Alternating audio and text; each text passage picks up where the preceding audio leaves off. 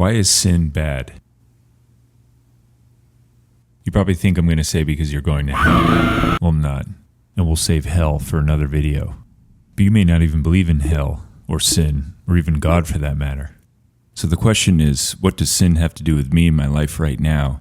And why should I care? When I was a kid, I rode my bike all over the place. All over town, through the woods, backyards, everywhere. But there was this one road in particular, right near my house, where my dad told me, do not ride your bike down that road. Yeah, whatever, Dad. I ride my bike wherever I want. Now, I had no idea because I was just a dumb kid, but apparently that road had a really nasty bend, and a driver coming from either direction could in no way see a kid on a bike. I was lucky, but it turns out another poor kid was nearly killed on that bend. My dad was only trying to protect me, and I ignored him. And so it is in some way with sin. Every single sin has consequences, and like the dumb kid, we see maybe 1% of them. But God sees them all, and then some. And He's just trying to protect us from those consequences. And sin is when we ignore Him. So what are these consequences? Sin destroys relationship. Our relationship with ourselves, with each other, and with God. You may be thinking, how do I destroy a relationship with myself? Well, on the inside, every single one of us is like a fine-tuned machine designed for a very noble purpose. And sin is kind of like... And this will cause all kinds of damage, most of which won't hit us until many years later, while leaving us conflicted, dissatisfied, and with...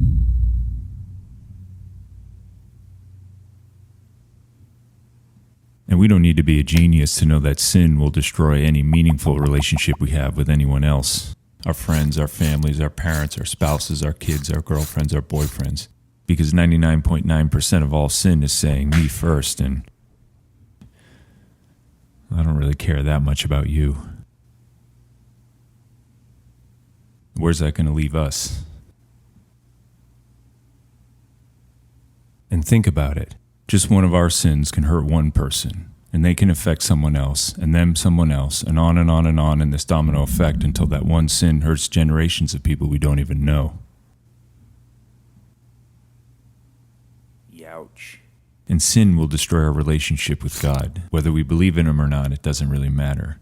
We may not have a relationship with Him, but He has a very real relationship with us. It's just like any father and child. My dad told me not to go down that road because he loves me and because he feared for my life. And what was I saying back to him? I don't really give a shit, Dad. I do what I want. And throwing that love right back in his face. I don't know what's worse, that or getting hit by a car. And if I go through my whole life that way, who's turning their back on who?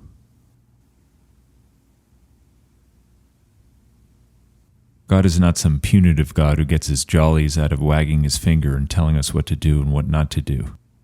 Sin is its own punishment. He's just an overly protective father saying, I love you, and I don't want to see you or anyone else get blindsided by a car.